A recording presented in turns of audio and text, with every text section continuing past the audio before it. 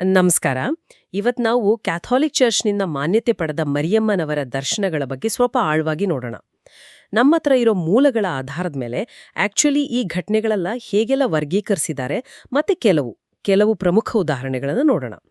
ನಮ್ಮ ಇವತ್ತಿನ ಚರ್ಚೆಯ ಗುರಿ ಏನು ಅಂದ್ರೆ ಕೇವಲ ಲಿಸ್ಟ್ ಮಾಡೋದಲ್ಲ, ಬದಲಾಗಿ ಚರ್ಚ್ ಹೇಗೆ ಅನುಮೋದನೆ ಕೊಡುತ್ತೆ, ಅದರ ಬೇರೆ ಬೇರೆ ಹಂತಗಳನ್ನು ಅರ್ಥ ಮಾಡ್ಕೊಳ್ಳೋದು. ಅಂದ್ರೆ ವ್ಯಾಟಿಕನ್ ಅನುಮೋದಿತ, ಆಮೇಲೆ ಸ್ಥಳೀಯ ಬಿಷಪ್ ಅನುಮೋದಿತ ಮತ್ತೆ ಸಂಪ್ರದಾಯದಿಂದ ಬಂದಿರೋ ಮಾನ್ಯತೆ, ಈ ಮೂರು ಮುಖ್ಯವಾದ ವಿಧಗಳನ್ನು ನೋಡೋಣ. ಈಗ ಲೂರ್ಸ್ ಅಥವಾ ಫಾತಿಮಾ ಅಂತೆಲ್ಲ ಕೇಳಿರ್ತೀವಿ, ಆದ್ರೆ ಅದರ ಹಿಂದೆ ಒಂದು ವ್ಯವಸ್ಥಿತ ಪ್ರಕ್ರಿಯೆನೇ ಇದೆ ಅಲ್ವಾ? ಹೌದು ಹೌದು, ಖಂಡಿತ. ಈ ವರ್ಗೀಕರಣಗಳನ್ನ ಅರ್ಥ ಮಾಡ್ಕೊಳ್ಳೋದು ತುಂಬಾ ಮುಖ್ಯ ನೋಡಿ. ಮೊದಲನೇದು ಅಂದ್ರೆ ಅತ್ಯುನ್ನತ ಮಟ್ಟದ್ದು, ಅದು ರೋಮ್ನ ಪವಿತ್ರ ಪೀಠ ಅಂದ್ರೆ ವ್ಯಾಟಿಕನ್ನಿಂದಲೇ ಅನುಮೋದನೆಗೊಂಡ ದರ್ಶನಗಳು. ಇವುಗಳಿಗೆ ಒಂದು ರೀತಿ ಗ್ಲೋಬಲ್ ಅಪ್ರೂವಲ್ ಇದ್ದ ಹಾಗೆ. ಮತ್ತೆ ಹಲವು ಸಾರಿ ಇವುಗಳನ್ನ ಚರ್ಚ್ ಕ್ಯಾಲೆಂಡರಲ್ಲೂ ಸೇರಿಸಿರ್ತಾರೆ. ಎರಡನೇದಾಗಿ ಸ್ಥಳೀಯ ಧರ್ಮಾಧ್ಯಕ್ಷರು ಅಂದ್ರೆ ಬಿಷಪ್ಗಳು, ಅವರು ತಮ್ಮ ಏರಿಯಾದಲ್ಲಿ ನಡೆದ ದರ್ಶನಗಳನ್ನು ತನಿಖೆ ಮಾಡಿ ಆಮೇಲೆ ಅನುಮೋದನೆ ಕೊಡೋದು. ಇದು ಲೋಕಲ್ ಲೆವೆಲ್ನಲ್ಲಿ ಇಂಪಾರ್ಟೆಂಟ್, ಆದರೆ ಕೆಲವೊಮ್ಮೆ ವ್ಯಾಟಿಕನ್ನಿಂದ ಫೈನಲ್ ಕನ್ಫರ್ಮೇಷನ್ ಬೇಕಾಗ್ಬೋದು ಅಥವಾ ಸಿಗ್ದೇನೂ ಇರ್ಬೋದು. ಸರಿ ಸರಿ. ಮೂರನೇದು ಸಾಂಪ್ರದಾಯಿಕ ಮಾನ್ಯತೆ. ಇದು ಸ್ವಲ್ಪ ಇಂಟ್ರೆಸ್ಟಿಂಗ್. ಅಂದ್ರೆ ಈಗಿರೋ ಹಾಗೆ ಸ್ಟ್ರಿಕ್ಟ್ ಆದ ತನಿಖಾ ಪ್ರೊಸೀಜರ್ಸ್ ಬರೋದಕ್ಕೆ ಮುಂಚೆ ಶತಮಾನಗಳ ಹಿಂದೆ ನಡೆದ ದರ್ಶನಗಳು ಜನರ ಭಕ್ತಿ, ಪೂಜೆ, ಆ ಒಂದು ಪರಂಪರೆಯಿಂದಾನೇ ಒಂದು ರೀತಿ ಅಕ್ಸೆಪ್ಟ್ ಆಗ್ಬಿಟ್ಟಿವೆ. ಓ, ಹಳೆ ಕಾಲದ್ದು. ಹೌದು, ಅದಕ್ಕೆ ಫಾರ್ಮಲ್ ಡಾಕ್ಯುಮೆಂಟ್ಸ್ ಎಲ್ಲ ಕಡಿಮೆ ಇರ್ಬೋದು, ಆದ್ರೆ ಜನರ ನಂಬಿಕೆ ಗಟ್ಟಿಯಾಗಿರುತ್ತೆ. ಇಲ್ಲಿ ಒಂದು ವಿಷಯ, ನಮ್ಮ ಮೂಲಗಳು ಹೇಳೋ ಪ್ರಕಾರ ಮೇ 2024ರಲ್ಲಿ ಈ ಮೌಲ್ಯಮಾಪನ ಪ್ರಕ್ರಿಯೆಯಲ್ಲಿ ಏನೋ ಸುಧಾರಣೆ ಆಗಿದೆ ಅಂತಾರಲ್ಲ?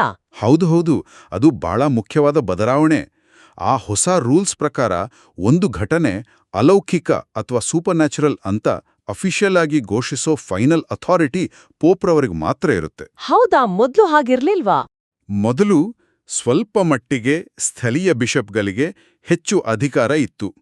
ಆದ್ರೆ ಈಗ ಅಂತಿಮ ತೀರ್ಪು, ಆ ಅತ್ಯುನ್ನತ ಮಾನ್ಯತೆ ಕೊಡೋ ಪ್ರಕ್ರಿಯೆ ವ್ಯಾಟಿಕನ್ಗೆ ಸೆಂಟ್ರಲೈಸ್ ಆಗಿದೆ. ಇದು ಮುಂದೆ ಅನುಮೋದನೆಗಳು ಹೇಗಾಗತ್ತೆ ಅನ್ನೋದ್ರ ಮೇಲೆ ಖಂಡಿತ ಪರಿಣಾಮ ಬೀರುತ್ತೆ. ಇದು ನಿಜಕ್ಕೂ ಗಮನಿಸಬೇಕಾದ ಅಂಶ. ಸರಿ, ಹಾಗಾದ್ರೆ ನಾವು ಅತ್ಯುನ್ನತ ಮಟ್ಟದ ಅಂದ್ರೆ ವ್ಯಾಟಿಕನ್ನಿಂದ ಅನುಮೋದನೆಗೊಂಡ ಕೆಲವು ಪ್ರಮುಖ ದರ್ಶನಗಳ ಕಡೆಗೆ ಹೋಗೋಣ. ಇವು ನಿಜವಾಗ್ಲೂ ಜಗತ್ತಿನಾದ್ಯಂತ ಕೋಟ್ಯಾಂತರ ಜನರ ಮೇಲೆ ಪ್ರಭಾವ ಬೀರಿವೆ. ಮೊದಲನೇದಾಗಿ ಗ್ವಾಡಾಲುಪೆ, ಮೆಕ್ಸಿಕೋ, 1531, ಬಹಳ ಹಳೆಯದು. ಹೌದು, ಗ್ವಾಡಾಲುಪೆಯ ಮಾತೆ. ಅಲ್ಲಿ ಜುವಾನ್ ಡಿಯಾಗೋ ಅಂತ ಅಜ್ಟೆಕ್ ಮೂಲದ ಹೊಸದಾಗಿ ಕ್ರಿಶ್ಚಿಯನ್ ಆದ ಒಬ್ಬ ಬಡ ವ್ಯಕ್ತಿಗೆ ಮಾತೆ ಮರಿಯಮ್ಮ ಕಾಣಿಸ್ಕೊಳ್ತಾರೆ. ಬಿಷಪ್ ನಂಬೋಕೇನಾದ ಪ್ರೂಫ್ ಕೇಳಿದಾಗ ಆಕೆ ಜುವಾನ್ನ ಟಿಲ್ಮಾ ಅಂದ್ರೆ ಅವನ ನಿಲುವಂಗಿ ಮೇಲೆ ತನ್ನ ಚಿತ್ರವನ್ನೇ ಪವಾಡದ ರೀತಿ ಮೂಡಿಸಿದ್ರು ಅಂತ ಕಥೆ. ಆ ಚಿತ್ರ ಇವತ್ತಿಗೂ ಮೆಕ್ಸಿಕೋ ಸಿಟಿ ಬೆಸಿಲಿಕಾದಲ್ಲಿದೆ ಅಂತಾರೆ.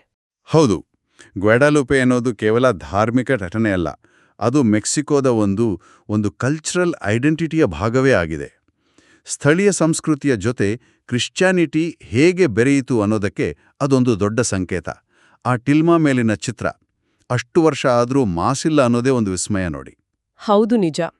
ಅದರ ಸಾಂಸ್ಕೃತಿಕ ಪ್ರಭಾವ ತುಂಬಾ ದೊಡ್ಡದು. ಸರಿ, ಫ್ರಾನ್ಸ್ಗೆ ಬಂದ್ರೆ 1830ರಲ್ಲಿ ಪ್ಯಾರಿಸ್ನಲ್ಲಿ ಪವಾಡದ ಪದಕದ ಮಾತೆ ಸಿಸ್ಟರ್ ಕ್ಯಾಥರಿನ್ ಲಬೂರೆ ಅನ್ನೋ ಸನ್ಯಾಸಿನಿಗೆ ದರ್ಶನ ಕೊಟ್ಟು ಒಂದು ಸ್ಪೆಸಿಫಿಕ್ ಡಿಸೈನ್ನ ಪದಕ ಮಾಡೋಕ್ ಹೇಳಿದ್ರಂತೆ. ಮಿರಾಕ್ಯುಲಸ್ ಮೆಡಲ್ ಅಂತಾರಲ್ಲ ಅದು? ಅದೇ. ಈ ಪದಕವನ್ನ ಭಕ್ತಿಯಿಂದ ಹಾಕೊಂಡ್ರೆ ಒಳ್ಳೇದಾಗುತ್ತೆ, ಕೃಪೆ ಸಿಗುತ್ತೆ ಅಂತ ಒಂದು ವಾಗ್ದಾನನೂ ಕೊಟ್ಟಿದ್ರು. ಆ ಪದಕ ಇವತ್ತಿಗೂ ಲಕ್ಷಾಂತರ ಜನ ಹಾಕೊಳ್ತಾರೆ. ನಿಜ. ಆ ಪದಕದ ಪಾಪ್ಯುಲಾರಿಟಿ ನೋಡಿ. ದರ್ಶನದ ಸಂದೇಶ ಸಿಂಪಲ್ ಆಗಿದ್ರೂ ಅದರ ಇಂಪ್ಯಾಕ್ಟ್ ಎಷ್ಟು ಜಾಸ್ತಿ ಇದೆ ಅನ್ನೋದಕ್ಕೆ ಇದೊಂದು ಉದಾಹರಣೆ. ಇಲ್ಲಿ ಭರವಸೆ, ರಕ್ಷಣೆ ಅನ್ನೋದು ಮುಖ್ಯವಾದ ಸಂದೇಶ. ಕರೆಕ್ಟ್. ಇದಾದ್ಮೇಲೆ 1846ರಲ್ಲಿ ಮತ್ತೆ ಫ್ರಾನ್ಸ್ನಲ್ಲೇ ಲಾಸ್ ಅಲೇಟ್ನಲ್ಲಿ ಇನ್ನೊಂದು ದರ್ಶನ. ಇಲ್ಲಿ ಇಬ್ರು ಹಳ್ಳಿ ಮಕ್ಕಳಿಗೆ, ಮ್ಯಾಕ್ಸಿಮಿನ್ ಮತ್ತೆ ಮೆಲಾನಿಗೆ, ಮಾತೆ ಮರಿಯಮ್ಮ ಅಳ್ತಾ ಕಾಣಿಸ್ಕೊಂಡ್ರು ಅಂತ. ಅಳುತ್ತಾ? ಹೌದು. ಮಾನವ ಕುಲದ ಪಾಪಗಳು, ದೇವರನ್ನ ಮರೆಯೋದು, ಭಾನುವಾರದ ಪವಿತ್ರತೆಯನ್ನ ಕಾಪಾಡದಿರೋದು, ಇದೆಲ್ಲದರ ಬಗ್ಗೆ ದುಃಖ ವ್ಯಕ್ತಪಡಿಸಿ ಪಶ್ಚಾತ್ತಾಪ ಪಡಿ, ಪ್ರಾರ್ಥನೆ ಮಾಡಿ ಅಂತ ಕರೆಕೊಟ್ರು. ಲಾಸ್ ಅಲೇಟ್ ದರ್ಶನದಲ್ಲಿ ಒಂದು ವಾರ್ನಿಂಗ್ ಧ್ವನಿ ಇದೆ.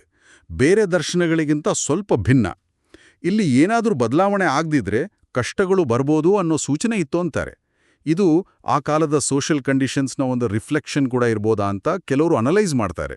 ಹೌದು, ಇರ್ಬೋದು. ಬಹುಶಃ ಜಗತ್ತಿನಲ್ಲೇ ಅತಿ ಹೆಚ್ಚು ಫೇಮಸ್ ಅಂದ್ರೆ ಲೂರ್ದುವಿನ ಮಾತೆ. ಫ್ರಾನ್ಸ್, 1858. 14 ವರ್ಷದ ಬರ್ನೆಡೆಟ್ ಸೌಬಿರೂಸ್ ಅನ್ನೋ ಬಡ ಹುಡುಗಿಗೆ ಮಾಸಬ್ಯಲ್ ಅನ್ನೋ ಗುಹೆಯಲ್ಲಿ 18 ಸಾರಿ ಕಾಣಿಸ್ಕೊಂಡ್ರು. 18 ಸಾರಿ? ಹೌದು. ಅವರು ತಮ್ಮನ್ನ ನಾನೇ ನಿಷ್ಕಳಂಕ ಗರ್ಭಧಾರಿಣಿ ಅಂದ್ರೆ ಇಮ್ಯಾಕ್ಯುಲೇಟ್ ಕನ್ಸೆಪ್ಷನ್ ಅಂತ ಪರಿಚಯ ಮಾಡಿಕೊಂಡ್ರು.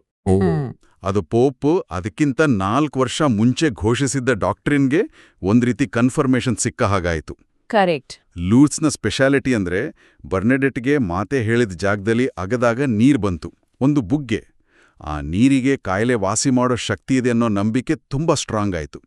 ಇವತ್ತಿಗೂ ಲೂರ್ಡ್ಸ್ ಒಂದು ಮೇಜರ್ ಯಾತ್ರಾ ಸ್ಥಳ. ವಿಶೇಷವಾಗಿ ಅನಾರೋಗ್ಯ ಇರೋರು ಅಲ್ಲಿಗೆ ಹೋಗ್ತಾರೆ. ಚರ್ಚ್ ಕೂಡ ಕೆಲವು ಪವಾಡಗಳನ್ನ ಅಫಿಷಿಯಲ್ ಆಗಿ ರೆಕಗ್ನೈಸ್ ಮಾಡಿದೆ.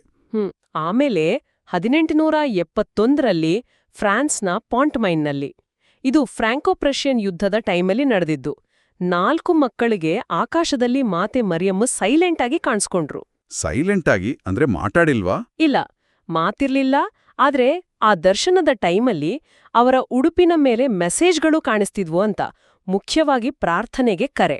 ಇಂಟ್ರೆಸ್ಟಿಂಗ್ ವಿಷಯ ಏನಂದ್ರೆ ಆ ದರ್ಶನ ಆದ ಕೆಲವೇ ಗಂಟೆಗಳಲ್ಲಿ ಆ ಹಳ್ಳಿ ಕಡೆ ಬರ್ತಿದ್ದ ಪ್ರಷಿಯನ್ ಸೈನ್ಯ ಯಾಕೋ ಏನೋ ನಿಂಟು ವಾಪಸ್ ಹೋಯ್ತು ಅಂತಾರೆ. ಹೌದು, ಆ ಹಿಸ್ಟಾರಿಕಲ್ ಬ್ಯಾಕ್ಗ್ರೌಂಡ್ ಪಾಯಿಂಟ್ ಮೈನ್ ದರ್ಶನಕ್ಕೆ ಒಂದು ವಿಶೇಷತೆ ಕೊಡುತ್ತೆ. ಯುದ್ಧದ ಭಯದ ಮಧ್ಯೆ ಬಂದ ದರ್ಶನ ಅದು. ಪ್ರಾರ್ಥನೆಯ ಶಕ್ತಿ ದೈವಿಕ ಹಸ್ತಕ್ಷೇಪದ ಮೇಲೆ ನಂಬಿಕೆ ಜಾಸ್ತಿ ಮಾಡ್ತು. ಸೈಲೆಂಟ್ ಆಗಿದ್ರೂ ಅದರ ಸಂದರ್ಭ, ಅದರ ಎಫೆಕ್ಟ್ ತುಂಬಾ ಸ್ಟ್ರಾಂಗ್ ಇತ್ತು. ಐರ್ಲೆಂಡ್ನ ನಾಕ್ನಲ್ಲಿ 1879ರಲ್ಲಿ ನಡೆದ ದರ್ಶನವೂ ಸೈಲೆಂಟ್ ಆಗೇ ಇತ್ತು. ಆದ್ರೆ ಇಲ್ಲಿ 15 ಜನ ಬೇರೆ ಬೇರೆ ವಯಸ್ಸಿನವರು ಮಳೆ ಬರ್ತಿದ್ದ ಸಂಜೆ ಚರ್ಚ್ ಗೋಡೆ ಮೇಲೆ ಮಾತೆ ಮರಿಯಮ್ಮ, ಸಂತ ಜೋಸೆಫ್, ಸಂತ ಜಾನ್, ಆಮೇಲೆ ಯಜ್ಞವೇದಿಕೆ ಮೇಲೆ ಕುರಿಮರಿಯನ್ನು ನೋಡಿದ್ರು. 15 ಜನ ಒಟ್ಟಿಗೆ? ಹೌದು. ಸುಮಾರು 2 ಗಂಟೆ ಈ ದೃಶ್ಯ ಇತ್ತು.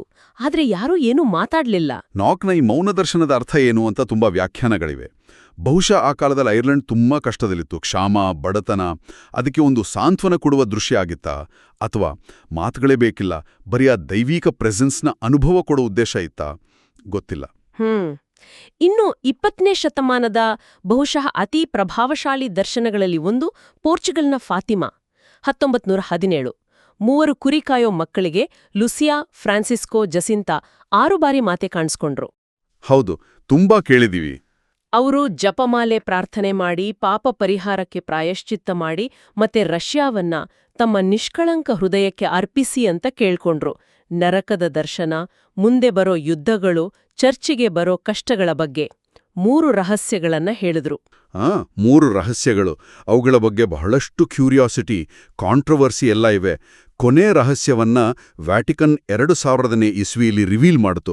ಅದು 1981ರಲ್ಲಿ ಪೋಪ್ ಜಾನ್ ಪಾಲ್ II ಮೇಲೆ ನಡೆದ ಅಟ್ಯಾಕ್ನ ಮುನ್ಸೂಚನೆ ಅಂತ ಇಂಟರ್ಪ್ರೆಟ್ ಮಾಡಿದ್ರು. ಅದರ ಕ್ಲೈಮ್ಯಾಕ್ಸ್ ಅಂದ್ರೆ ಸೂರ್ಯನ ಪವಾಡ, ಅಕ್ಟೋಬರ್ 13, 1917ರಂದು ಸುಮಾರು 70,000 ಜನ ಸೂರ್ಯ ಆಕಾಶದಲ್ಲಿ ಡಾನ್ಸ್ ಮಾಡದ ಹಾಗೆ ಕಂಡ್ರು ಅಂತ ರಿಪೋರ್ಟ್ ಆಗಿದೆ. ಇದು ಫಾತಿಮಾ ದರ್ಶನ ನಿಜ ಅನ್ನೋಕೆ ದೊಡ್ಡ ಪ್ರೂಫ್ ಅಂತ ನಂಬ್ತಾರೆ. ಹೌದು, ಆ ಘಟನೆ ತುಂಬಾ ಪ್ರಸಿದ್ಧ. ಬೆಲ್ಜಿಯಂನಲ್ಲಿ 1932-33ರಲ್ಲಿ ಒಂದೇ ಸಾರಿ 2 ಮಾನ್ಯತೆ ಪಡೆದ ದರ್ಶನಗಳು ನಡೆದಿವೆ, ಬ್ಯುರೇಂಜ್ ಮತ್ತೆ ಬೆನ್ಯುಕ್ಸ್. ಬ್ಯುರೇಂಜ್ನಲ್ಲಿ 5 ಮಕ್ಕಳಿಗೆ 33 ಬಾರಿ ದರ್ಶನ ಆಯಿತು. ಮಾತೆ ತಮ್ಮ ಸ್ವರ್ಣ ಹೃದಯ ತೋರಿಸಿ ಯಾವಾಗ್ಲೂ ಪ್ರಾರ್ಥನೆ ಮಾಡಿ ಅಂದ್ರು. 33 ಬಾರಿ? ಹೌದು. ಕೆಲವೇ ದಿನಗಳ ನಂತರ ಹತ್ತಿರದ ಬೆನ್ಯೂಕ್ಸ್ನಲ್ಲಿ 11 ವರ್ಷದ ಮಾರಿಯಟ್ ಬೆಕ್ಕೋಗೆ ಮಾತೆ ಕಾಣಿಸ್ಕೊಂಡು ತಮ್ಮನ್ನ ಬಡವರ ಕನ್ಯೆ, ಎಲ್ಲಾ ಜನಾಂಗಗಳ ಮಾತೆ ಅಂತ ಹೇಳಿ ಕಾಯಿಲೆ ವಾಸಿ ಮಾಡೋ ಒಂದು ಚಿಲುಮೆ ತೋರ್ಸಿದ್ರು. ಈ 2 ದರ್ಶನಗಳು ಆಲ್ಮೋಸ್ಟ್ ಒಂದೇ ಟೈಮಲ್ಲಿ, ಒಂದೇ ಏರಿಯಾದಲ್ಲಿ ಆಗಿದ್ದು ಗಮನಾರ್ಹ. ಅವುಗಳ ಮೆಸೇಜ್ ಸಿಂಪಲ್ ಆಗಿದೆ: ಪ್ರಾರ್ಥನೆ, ಬಡವರ ಬಗ್ಗೆ ಕೇರ್, ನಂಬಿಕೆ. ಇದು ಆ ಕಾಲದ ಎಕನಾಮಿಕ್ ಡಿಫಿಕಲ್ಟಿ, ಸ್ಪಿರಿಚುವಲ್ ಸರ್ಚ್ನ ಒಂದು ಪ್ರತಿಫಲನ ಇರಬಹುದು. ಇತ್ತೀಚೆಗೆ ಬಂದ್ರೆ ಆಫ್ರಿಕಾದಲ್ಲಿ ವ್ಯಾಟಿಕನ್ನಿಂದ ಅನುಮೋದನೆಗೊಂಡ ಮೊದಲ ದರ್ಶನ ಅಂದ್ರೆ ರುವಾಂಡಾದ ಕಿಬೆಹೋ, 1981-1983. 3 ಸ್ಕೂಲ್ ಹುಡುಗಿಯರಿಗೆ ದರ್ಶನಗಳಾದವು. ಮೆಸೇಜ್ಗಳು ಪ್ರಾರ್ಥನೆ, ಪಶ್ಚಾತ್ತಾಪ ಮತ್ತೆ ಮುಂದೆ ಬರೋ ಭಯಾನಕ ಘಟನೆಗಳ ಬಗ್ಗೆ ವಾರ್ನಿಂಗ್ಸ್ ಇದ್ವು. ದುರಂತ ಅಂದ್ರೆ 1994ರ ರುವಾಂಡಾ ನರಮೇಧದ ಬಗ್ಗೆ ಮುನ್ಸೂಚನೆಗಳು ಈ ದರ್ಶನಗಳಲ್ಲಿ ಇದ್ವು ಅಂತ ನಂಬಲಾಗಿದೆ. ಕಿಬೆಹೋ ದರ್ಶನ ಅದು ಬಹಳ ಸೀರಿಯಸ್ ಆದದ್ದು. ಅದು ಬರೀ ಸಾಂತ್ವನ ಅಲ್ಲ, ಬದಲಾಗಿ ಒಂದು ತೀವ್ರ ಎಚ್ಚರಿಕೆಯ ಕರೆ ಆಗಿತ್ತು. ಆ ಪ್ರಿಡಿಕ್ಷನ್ಸ್ ನಿಜವಾದದ್ದು ಅದರ ಇಂಪಾರ್ಟೆನ್ಸನ್ನ ಇನ್ನಷ್ಟು ಹೆಚ್ಚಿಸಿದೆ. ಆಫ್ರಿಕಾದಲ್ಲಿ ಇದು ಫಸ್ಟ್ ವ್ಯಾಟಿಕನ್ ಅಪ್ರೂವ್ಡ್ ಆಪರೇಷನ್ ಅನ್ನೋದ್ರಿಂದ ಅದಕ್ಕೊಂದು ಸ್ಪೆಷಲ್ ಸ್ಟೇಟಸ್ ಇದೆ. ಹೌದು. ಕೊನೆಯದಾಗಿ ಈ ಲಿಸ್ಟ್ನಲ್ಲಿ ಇಟಲಿಯ ಫಾಂಟನೆಲ್ಲೆಲಿನ ಮಿಸ್ಟಿಕಲ್ ರೋಸ್ ದರ್ಶನ 1947ರಿಂದ ಶುರುವಾಗಿದ್ದು, ಲೋಕಲ್ ಬಿಷಪ್ ಕೊಟ್ಟಿದ್ದ ಅಪ್ರೂವಲ್ನ ವ್ಯಾಟಿಕನ್ ರೀಸೆಂಟ್ ಆಗಿ ಸಪೋರ್ಟ್ ಮಾಡಿದೆ. ಪಿಯೇರಿನಾ ಗಿಲ್ಲಿ ಅನ್ನೋ ನರ್ಸ್ಗೆ ಈ ದರ್ಶನಗಳು ಆದವು. ಓಕೆ. ಇಲ್ಲೂ ಪ್ರಾರ್ಥನೆ, ಪ್ರಾಯಶ್ಚಿತ್ತ ಮತ್ತೆ ವಿಶೇಷವಾಗಿ ಪ್ರೀಸ್ಟ್ಸ್ ಮತ್ತೆ ನನ್ಸ್ಗಳ ಪವಿತ್ರತೆಗಾಗಿ ಪ್ರಾರ್ಥಿಸಿ ಅಂತ ಕರೆಯಿದೆ. ಈ ಎಲ್ಲಾ ವ್ಯಾಟಿಕನ್ ಅಪ್ರೂವ್ಡ್ ದರ್ಶನಗಳನ್ನ ಒಟ್ಟಿಗೆ ನೋಡಿದ್ರೆ ಕೆಲವು ಕಾಮನ್ ಥೀಮ್ಸ್ ಕಾಣಿಸ್ತವೆ. ಪ್ರಾರ್ಥನೆಯ ಪ್ರಾಮುಖ್ಯತೆ, ವಿಶೇಷವಾಗಿ ಜಪಮಾಲೆ, ಪಾಪ ಪರಿಹಾರ, ಕನ್ವರ್ಷನ್ಗೆ ಕರೆ, ಕೆಲವೊಮ್ಮೆ ಫ್ಯೂಚರ್ ಇವೆಂಟ್ಸ್ ಬಗ್ಗೆ ವಾರ್ನಿಂಗ್ಸ್ ಅಥವಾ ಪ್ರಿಡಿಕ್ಷನ್ಸ್, ಆಗಾಗ ಪವಾಡಗಳು, ಹೀಲಿಂಗ್ಸ್. ಹೌದು, ಅದೇ. ಸಂದೇಶಗಳು ಸಿಂಪಲ್ ಆಗಿದ್ರೂ ಅವುಗಳ ಎಫೆಕ್ಟ್ ಡೀಪ್ ಮತ್ತು ಲಾಂಗ್ ಲಾಸ್ಟಿಂಗ್ ಆಗಿರುತ್ತೆ. ನಿಜ. ಈ ರಿಪೀಟೆಡ್ ಥೀಮ್ಸ್ ಗಮನಾರ್ಹ. ಈಗ ನಾವು ಎರಡನೇ ಕ್ಯಾಟಗರಿಗೆ ಬರೋಣ. ಸ್ಥಳೀಯ ಧರ್ಮಾಧ್ಯಕ್ಷರಿಂದ ಅಂದ್ರೆ ಬಿಷಪ್ಗಳಿಂದ ಅನುಮೋದನೆ ಪಡೆದ ದರ್ಶನಗಳು. ಇವು ಕೂಡ ಇಂಪಾರ್ಟೆಂಟ್, ಆದರೆ ವ್ಯಾಟಿಕನ್ನ ಹೈಯೆಸ್ಟ್ ಲೆವೆಲ್ ಅಪ್ರೂವಲ್ ಇನ್ನೂ ಸಿಕ್ಕಿರಲ್ಲ ಅಥವಾ ಅದರ ಅವಶ್ಯಕತೆ ಬಿದ್ದಿರಲ್ಲ. ಉದಾಹರಣೆಗೆ, ಈಕ್ವಡಾರ್ನ ಕ್ವಿಟೋದಲ್ಲಿ ನಡೆದ ಸತ್ಕಾರ್ಯದ ಮಾತೆ our lady of good success. ಇದು 1534-1634ರ ನಡುವೆ ನಡೆದಿದ್ದು. ಬಹಳ ಹಳೆಯದು. ಹೌದು. Mother Mariana de Jesus Torres ಅನ್ನೋ ಸನ್ಯಾಸಿನಿಗೆ ಮಾತೆ ಮೇರಿ 20ನೇ ಶತಮಾನದಲ್ಲಿ ಚರ್ಚ್ ಮತ್ತೆ ಸೊಸೈಟಿಗೆ ಬರೋ ಕ್ರೈಸಿಸ್ ಬಗ್ಗೆ ತುಂಬಾ ಭವಿಷ್ಯವಾಣಿಗಳನ್ನ ಹೇಳಿದ್ರು ಅಂತಾರೆ. ಆಕೆಯ ದೇಹ ಇವತ್ತಿಗೂ ಕೊಳೆಯದೆ ಉಳಿದಿದೆ ಅನ್ನೋದು ಒಂದು ವಿಸ್ಮಯಕಾರಿ ವಿಷಯ. ಹೌದು, ಇದು ತುಂಬಾ ಹಳೆಯ ದರ್ಶನ ಆದ್ರೂ ಇದರ ಪ್ರೊಫೆಸೀಸ್ 20ನೇ ಶತಮಾನಕ್ಕೆ ರಿಲೇಟೆಡ್ ಆಗಿರೋದ್ರಿಂದ ರೀಸೆಂಟ್ ಡಿಕೇಡ್ಸ್ನಲ್ಲಿ ಹೆಚ್ಚು ಗಮನ ಸೆಳೆದಿದೆ. ದೇಹ ಕೊಳೆಯದೇ ಇರೋದು ಅಂದ್ರೆ ಇನ್ಕರಪ್ಟಬಿಲಿಟಿ ಕ್ಯಾಥೋಲಿಕ್ ಟ್ರೆಡಿಷನಲ್ಲಿ ಒಂದು ಸೈಂಟ್ಲಿ ಸೈನ್ ಅಂತ ನೋಡ್ತಾರೆ. ಫ್ರಾನ್ಸ್ನಲ್ಲಿ ಇನ್ನೊಂದು ತುಂಬಾ ಲಾಂಗ್ ಟರ್ಮ್ ದರ್ಶನ, ಲಾಸೆನ್ನ ಮಾತೆ 1664-1718. ಬೆನಾಯ್ಟ್ ರೆಂಕ್ಯುರೆಲ್ ಅನ್ನೋ ಹುಡುಗಿಗೆ 54 ವರ್ಷಗಳ ಕಾಲ ಮಾತೆ ಕಾಣಿಸ್ಕೊಂಡ್ರು. 54 ವರ್ಷ? ಓ ಮೈ ಗಾಡ್. ಹೌದು, ನಂಬೋಕೆ ಕಷ್ಟ. ಪಾಪಿಗಳ ಕನ್ವರ್ಷನ್ಗಾಗಿ ಒಂದು ಚರ್ಚ್ ಕಟ್ಟೋಕ್ ಹೇಳಿದ್ರಂತೆ. 54 ವರ್ಷ? ಇದು ಎಕ್ಸ್ಟ್ರಾರ್ಡಿನರಿ. ಚರ್ಚ್ ಒಂದು ದರ್ಶನವನ್ನ ಇನ್ವೆಸ್ಟಿಗೇಟ್ ಮಾಡೋಕೆ ಎಷ್ಟು ಟೈಮ್ ತಗೊಳುತ್ತೆ, ಎಷ್ಟು ಕೇರ್ಫುಲ್ ಆಗಿರುತ್ತೆ ಅನ್ನೋದಕ್ಕೆ ಇದೊಂದು ಎಕ್ಸಾಂಪಲ್. ಲಾಸನ್ನ ಅಪ್ರೂವಲ್ ಪ್ರೋಸೆಸ್ ಕೂಡ ಬಹಳ ಲಾಂಗ್ ಇತ್ತು. ಫೈನಲಿ 2008ರಲ್ಲಿ ಬಿಷಪ್ ಅಪ್ರೂವಲ್ ಸಿಕ್ತು. ಪೋಲೆಂಡ್ನ ಗೀಟ್ರೋಜ್ವಾಲ್ಡ್ನಲ್ಲಿ 1877ರಲ್ಲಿ ಇಬ್ಬರು ಹುಡುಗಿಯರಿಗೆ ದರ್ಶನ. ಮೆಸೇಜ್ ಸಿಂಪಲ್: ಪ್ರತಿದಿನ ಜಪಮಾಲೆ ಓದಿ. ಇದು ಪೋಲೆಂಡ್ನಲ್ಲಿ ಅಪ್ರೂವ್ ಆಗಿರೋ ಒಂದೇ ದರ್ಶನ ಅಂತೆ. ಅಲ್ಲಿ ತುಂಬಾ ಫೇಮಸ್. ಈಗ ಅಮೆರಿಕಾದ ಒಂದು ಕೇಸ್, ವಿಸ್ಕಾನ್ಸಿನ್ನ ಚಾಂಪಿಯನ್ನಲ್ಲಿ ಸಹಾಯದ ಮಾತೆ ಓ ಲೇಡಿ ಆಫ್ ಹೆಲ್ಪ್ 1859. ಅಡೆಲೆ ಬ್ರೈಸ್ ಅನ್ನೋ ಬೆಲ್ಜಿಯನ್ ಇಮ್ಮಿಗ್ರೆಂಟ್ ಮಹಿಳೆಗೆ ಮಾತೆ ಕಾಣಿಸ್ಕೊಂಡು ಸುತ್ತಮುತ್ತಲಿನ ಮಕ್ಕಳಿಗೆ ಕ್ಯಾಟೆಕಿಸಮ್ ಅಂದ್ರೆ ಧರ್ಮದ ಬಗ್ಗೆ ಕಲಿಸುವಂತ ಹೇಳಿದ್ರು. ಇಲ್ಲೊಂದು ಕನ್ಫ್ಯೂಷನ್ ಇದೆ ನೋಡಿ. ನಮ್ಮ ಸೋರ್ಸ್ ಇದನ್ನ ಬಿಷಪ್ ಅಪ್ರೂವ್ಡ್ ಅಂತ ಲಿಸ್ಟ್ ಮಾಡುತ್ತೆ, ಆದ್ರೆ ಅದೇ ಸೋರ್ಸು ಇದು USA-ನಲ್ಲಿ ವ್ಯಾಟಿಕನ್ನಿಂದ ಅಪ್ರೂವ್ ಆದ ಒಂದೇ ಒಂದು ಮೇರಿಯನ್ ಅಪ್ರಿಷನ್ ಅಂತಾನೂ ಹೇಳುತ್ತೆ. ಏನಿದು? ಹೌದು, ಆ ಗೊಂದಲ ಅದು ಗಮನಾರ್ಹ. ಇದು ಚರ್ಚ್ನ ಅಪ್ರೂವಲ್ ಪ್ರಾಸೆಸ್ನ ಬೇರೆ ಬೇರೆ ಲೇಯರ್ಸ್, ಅದರ ಸೂಕ್ಷ್ಮತೆಗಳನ್ನು ತೋರಿಸುತ್ತೆ. ನೋಡಿ, 2010ರಲ್ಲಿ ಸ್ಥಳೀಯ ಬಿಷಪ್ ಇದನ್ನ ಅಲೌಕಿಕ ಮೂಲದ್ದು, worthy of belief due to its supernatural character ಅಂತ ಡಿಕ್ಲೇರ್ ಮಾಡಿದ್ರು. US-ನಲ್ಲಿ ಈ ರೀತಿ ಅಪ್ರೂವಲ್ ಪಡೆದ ಮೊದಲ ದರ್ಶನ ಇದು. ಇದನ್ನ ವ್ಯಾಟಿಕನ್ ಅಪ್ರೂವ್ಡ್ ಅನ್ನೋ ಕ್ಯಾಟಗರಿಗೆ ಹಾಕೋ ಬದಲು ಇದು ಪೂಜ್ಯನೀಯ, ವರ್ದಿ ಆಫ್ ಬಿಲೀಫ್ ಅಂತ ಲೋಕಲ್ ಆಗಿ ರೆಕಗ್ನೈಸ್ ಆಗಿದೆ. ಹಾಗಾಗಿ ಕ್ಲಾಸಿಫಿಕೇಷನ್ನಲ್ಲಿ ಸ್ವಲ್ಪ ವೇರಿಯೇಷನ್ ಕಾಣಿಸಬಹುದು. ಓಕೆ. 2024ರ ಹೊಸ ರೂಲ್ಸ್ ಬಂದ್ಮೇಲೆ ಈ ಥರ ವ್ಯತ್ಯಾಸಗಳನ್ನ ಹೇಗೆ ಹ್ಯಾಂಡಲ್ ಮಾಡ್ತಾರೆ ಅಂತ ನೋಡ್ಬೇಕು. ಅದು ಕ್ಲಿಯರ್ ಆಯ್ತು. ಜಪಾನ್ನ ಅಕೀಟಾದಲ್ಲಿ 1973ರಲ್ಲಿ ನಡೆದ ಘಟನೆಗಳು. ಅವು ಕೂಡ ಆಶ್ಚರ್ಯಕರ. ಸಿಸ್ಟರ್ ಆಗ್ನೆಸ್ ಕಟ್ಸುಕೋ ಸಸಗವಾ ಅನ್ನೋರು ಕ್ಯೂಡರ್ ಆಗಿದ್ರು. ಅವರಿಗೆ ಮರದಿಂದ ಮಾಡಿದ ಮಾತೆ ಮರಿಯಮ್ಮನ ಸ್ಟ್ಯಾಚ್ಯೂ ಮೂಲಕ ದರ್ಶನಗಳು, ಮೆಸೇಜ್ಗಳು ಬಂತು. ಸ್ಟ್ಯಾಚ್ಯೂ ಮೂಲಕ? ಹೌದು. ಈ ಮೆಸೇಜ್ಗಳು ಜಗತ್ತಿಗೆ ಬರೋ ಕಷ್ಟಗಳ ಬಗ್ಗೆ ವಾರ್ನಿಂಗ್ಸ್ ಕೊಡ್ತಿದ್ವು. ಇನ್ನೂ ಆಶ್ಚರ್ಯ ಅಂದ್ರೆ ಆ ಮರಡ ಸ್ಟ್ಯಾಚ್ಯೂ 101 ಸಾರಿ ಕಣ್ಣೀರು ಹಾಕ್ತು ಅಂತ ರಿಪೋರ್ಟ್ ಆಗಿದೆ. ಅದನ್ನ ಸೈಂಟಿಫಿಕ್ ಆಗಿ ಟೆಸ್ಟ್ ಕೂಡ ಮಾಡಿದ್ದಾರೆ. ಅಳೋ ಸ್ಟ್ಯಾಚ್ಯೂಸ್ ಪಿಕ್ಚರ್ಸ್ ಬಗ್ಗೆ ಬೇರೆ ಕಡೆನೂ ರಿಪೋರ್ಟ್ಸ್ ಇವೆ ಹಿಸ್ಟ್ರಿಯಲ್ಲಿ. ಆದರೆ ಅಕೀಟಾದಲ್ಲಿ ಇದರ ಇನ್ವೆಸ್ಟಿಗೇಷನ್ ತುಂಬಾ ಸೀರಿಯಸ್ ಆಗಿ ನಡೆತು. ಸ್ಥಳೀಯ ಬಿಷಪ್ 1984ರಲ್ಲಿ ಇದನ್ನ ಅಲೌಕಿಕ ಮೂಲದ್ದು ಅಂತ ಘೋಷಿಸಿದ್ರು. ಫಾತಿಮಾ ಮತ್ತೆ ಅಕೀಟಾದ ಮೆಸೇಜ್ಗಳಲ್ಲಿ ಸಿಮಿಲಾರಿಟೀಸ್ ಇವೆ ಅಂತ ತುಂಬಾ ಜನ ಹೇಳ್ತಾರೆ. ವೆನೆಜುವೆಲಾದಲ್ಲಿ ಮೇರಿ, ಕನ್ಯೆ ಮತ್ತು ಮಾತೆ ಸಕಲ ಜನರ ಮತ್ತು ರಾಷ್ಟ್ರಗಳ ಸಮನ್ವಯಕಾರರು ಅನ್ನೋ ದರ್ಶನಗಳು 1976ರಿಂದ ಮುಖ್ಯವಾಗಿ 1984ರಲ್ಲಿ ಮರಿಯಾ ಎಸ್ಪೆರಾನ್ಜಾ ಡಿ ಬಿಯಾಂಚಿನಿ ಅನ್ನೋ ಮಹಿಳೆಗೆ ಮತ್ತೆ ಬೇರೆ ಸುಮಾರು 150 ಜನರಿಗೆ ಒಂದೇ ಸಾರಿ ಕಾಣಿಸ್ಕೊಂಡ್ವು ಅಂತ. ಇದು ಮಾಸ್ ಅಪರಿಷನ್ಗೆ ಒಂದು ಎಕ್ಸಾಂಪಲ್. ಹಾಗೆಯೇ ಅರ್ಜೆಂಟೀನಾದ ಸ್ಯಾನ್ ನಿಕೋಲಾಸಲ್ಲಿ 1983-1990 ಗ್ಲಾಡಿಸ್ ಕ್ವಿರೋಗಾ ಡಿ ಮೊಟ್ಟಾ ಅನ್ನೋ ಸಾಮಾನ್ಯ ಹೌಸ್ ವೈಫ್ಗೆ ಮಾತೆ ಮೇರಿ ಜಪಮಾಲೆಯ ಮಾತೆಯಾಗಿ ದರ್ಶನ ಕೊಟ್ಟು ಒಂದು ಹಳೇ ಮರ್ತೋಗಿದ್ದ ಸ್ಟ್ಯಾಚ್ಯೂ ಎಲ್ಲಿದೆ ಅಂತ ತೋರಿಸಿ ಅಲ್ಲಿ ಒಂದು ಚರ್ಚ್ ಕಟ್ಟೋಕೆ, ಒಂದು ಸ್ಪೆಷಲ್ ಮೆಡಲ್ ಮಾಡೋಕೆ ಹೇಳಿದ್ರು. ನೋಡಿ, ಈ ಬಿಷಪ್ ಅಪ್ರೂವ್ಡ್ ದರ್ಶನಗಳು ಪ್ರಪಂಚದ ಬೇರೆ ಬೇರೆ ಭಾಗಗಳಲ್ಲಿ south America, Europe, Asia, north America ಎಲ್ಲ ಕಡೆ ಆಗಿವೆ. ಅವುಗಳ ಮೆಸೇಜ್ಗಳು, ಸಂದರ್ಭಗಳು ಎಲ್ಲ ಡಿಫ್ರೆಂಟ್ ಆಗಿವೆ. ಇದರಿಂದ ಒಂದು ವಿಷಯ ಕ್ಲಿಯರ್ ಆಗುತ್ತೆ. ಈ ಥರದ ಅಲೌಕಿಕ ಘಟನೆಗಳ ವರದಿಗಳು ಒಂದು ಪರ್ಟಿಕ್ಯುಲರ್ ಏರಿಯಾಗೆ ಲಿಮಿಟೆಡ್ ಆಗಿಲ್ಲ. ಆದರೆ ಪ್ರತಿಯೊಂದನ್ನೂ ಚರ್ಚ್ ತುಂಬ ಕೇರ್ಫುಲ್ ಆಗಿ ಕೆಲವೊಮ್ಮೆ ಡಿಕೇಡ್ಸ್ ಗಟ್ಟಲೆ ಇನ್ವೆಸ್ಟಿಗೇಟ್ ಮಾಡಿ ಆಮೇಲೆ ಒಂದು ಡಿಸಿಷನ್ಗೆ ಬರುತ್ತೆ. ಖಂಡಿತವಾಗ್ಲೂ. ಇನ್ನು ಕೊನೆದಾಗಿ 3ನೇ ವರ್ಗ ಸಾಂಪ್ರದಾಯಿಕವಾಗಿ ಅನುಮೋದಿತವಾದವು. ಇವು ಈಗಿನ ಅಪ್ರೂವಲ್ ರೂಲ್ಸ್ ಬರೋಕೆ ಮುಂಚೆನೇ ನಡೆದು ಶತಮಾನಗಳ ಭಕ್ತಿ ಪರಂಪರೆಯಿಂದಾಗಿ ಚರ್ಚ್ನ ಒಂದು ಸೈಲೆಂಟ್ ಅಪ್ರೂವಲ್ ಪಡೆದಾಗೆ. ಹೌದು, ಟ್ರೆಡಿಷನಲ್. ಉದಾಹರಣೆಗೆ ಸ್ಪೇನ್ನ ಝೆರೋಗೋಜಾದಲ್ಲಿ ಪಿಲ್ಲರ್ನ ಮಾತೆ, our lady of the pillar, ಇದು ಕ್ರಿಸ್ತಶಕ 40ರಲ್ಲಿ ನಡೆದಿದೆ ಅಂತ ನಂಬಿಕೆ. ಕ್ರಿಸ್ತಶಕ 40 ಅಂದ್ರೆ ಅಪೋಸ್ತಲರ ಕಾಲದಲ್ಲೇ? ಹೌದು. ಇದು ರೆಕಾರ್ಡೆಡ್ ಹಿಸ್ಟ್ರಿಯಲ್ಲಿ ಮೋಸ್ಟ್ಲಿ ಅತ್ಯಂತ ಹಳೆಯ ಮರಿಯನ್ ದರ್ಶನ ಇರಬಹುದು. ಕಥೆ ಪ್ರಕಾರ ಮಾತೆ ಮೇರಿ ಇನ್ನು ಜೆರುಸಲೇಂನಲ್ಲಿ ಜೀವಂತ ಇದ್ದಾಗಲೇ ಸಂತ ಜೇಮ್ಸ್ ಸ್ಪೇನ್ನಲ್ಲಿ ಧರ್ಮ ಪ್ರಚಾರ ಮಾಡೋಕೆ ಕಷ್ಟಪಡ್ತಿದ್ದಾಗ ಅವರಿಗೆ ಧೈರ್ಯ ಕೊಡೋಕೆ ದೇವದೂತರ ಮೂಲಕ ಒಂದು ಕಲ್ಲಿನ ಕಂಬದ ಮೇಲೆ, ಅಂದ್ರೆ ಪಿಲ್ಲರ್ ಮೇಲೆ, ಒಂದೇ ಸಮಯದಲ್ಲಿ 2 ಕಡೆ ಪ್ರತ್ಯಕ್ಷರಾದ್ರು ಅಂತ. ಬಿಲೊಕೇಶನ್ ಅಂದ್ರೆ ಒಂದೇ ಟೈಮಲ್ಲಿ 2 ಕಡೆ ಇರೋದು. ಇದು ಸಂತರ ಜೀವನದಲ್ಲಿ ವರದಿಯಾದ ಒಂದು ಪವಾಡ.